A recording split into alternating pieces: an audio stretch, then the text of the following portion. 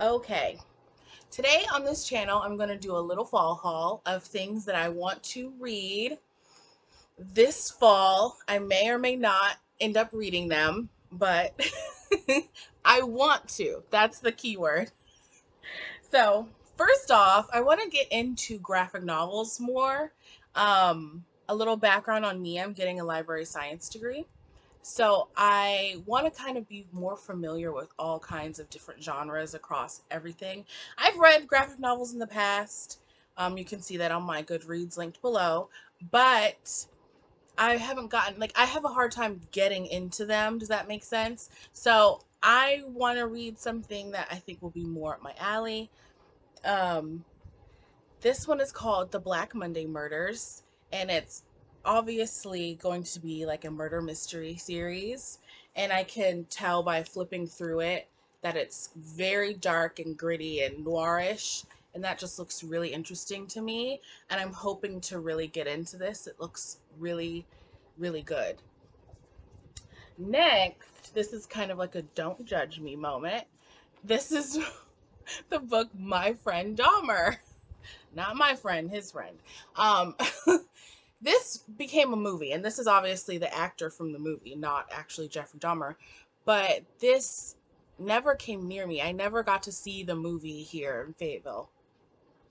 So I wanted to see it, but I never did. So I'm going to read the graphic novel and see what's up. It's about this guy who went to high school with Jeffrey Dahmer, and they were both kind of outcasts in their school, I believe.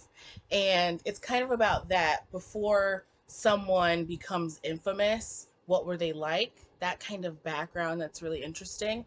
And he was already like a weird kid, but it's deeper than, and it's kind of him reflecting. I believe it's him reflecting on, did I see signs that it was deeper than him being weird, or did I not see signs? Are we projecting back on the situation?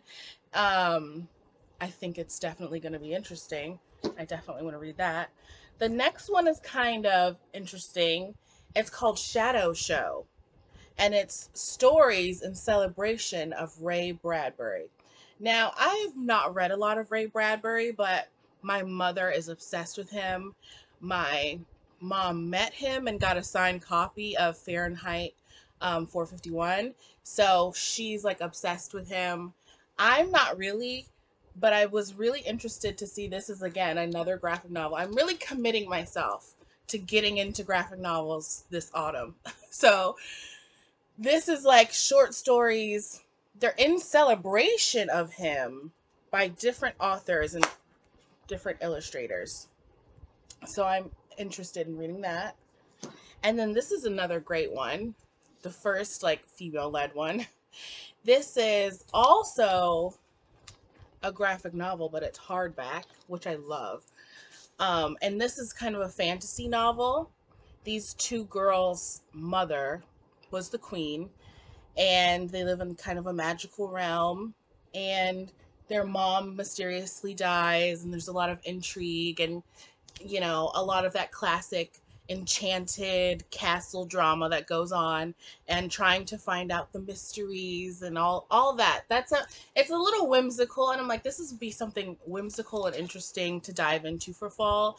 And it's about two daughters of a queen, but they don't refer to them as the princesses in the blurb on the side. But it's called the Daughters of, I'm gonna say the Daughters of Wise. It's a capital Y and then an S. Maybe it's a play on the word wise. That's how I'm gonna take it, unless I look it up and it's the opposite. So stay tuned for if I do a review on this one, if I change how I'm pronouncing the Daughters of Wise. Okay, so those are all the graphic novels. These two are just regular schmegler novels. The Good Daughter, and these were obviously quite affordable. I got all of these graphic novels, by the way, from Second and Charles. We love a good deal. We love a good deal in this channel, in this house. We love a good deal. So this was The Good Daughter. I actually started reading this from the library. So I'm like, why would I buy it? Because in the library you have to return it. And so I started reading it, and then I had to return it.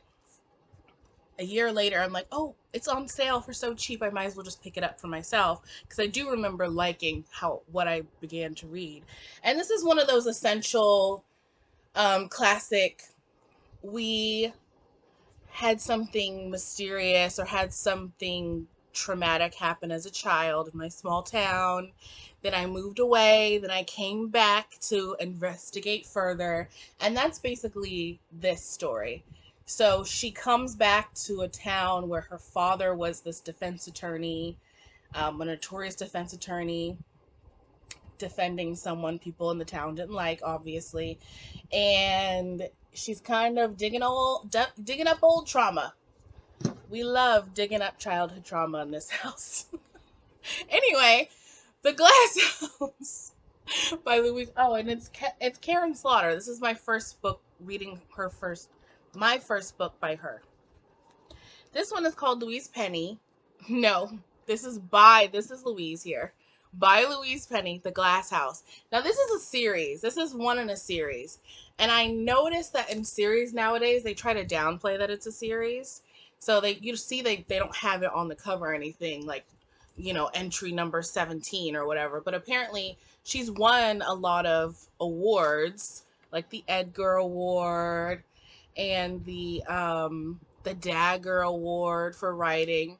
And it's a crime novel about this SQ, is what they call it in Quebec. I don't know how to pronounce it. It's the French way of saying, like, lead detective. And he's like a lead detective in Quebec, Canada. And I'm like, that's interesting. This might be something I read more. It's literally set in November.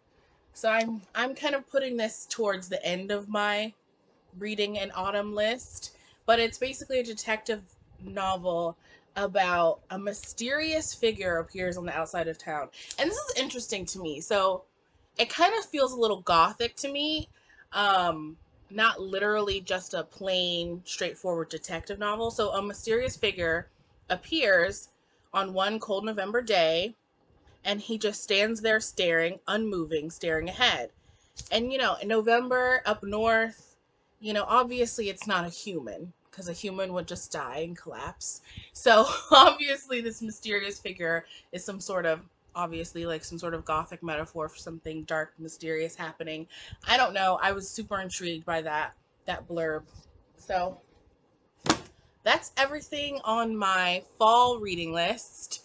Well, not everything on my fall reading list. There's also things I'm reading for school. And there's also things I'm reading for my book club, which I'll talk about separately. Anyway, that's it.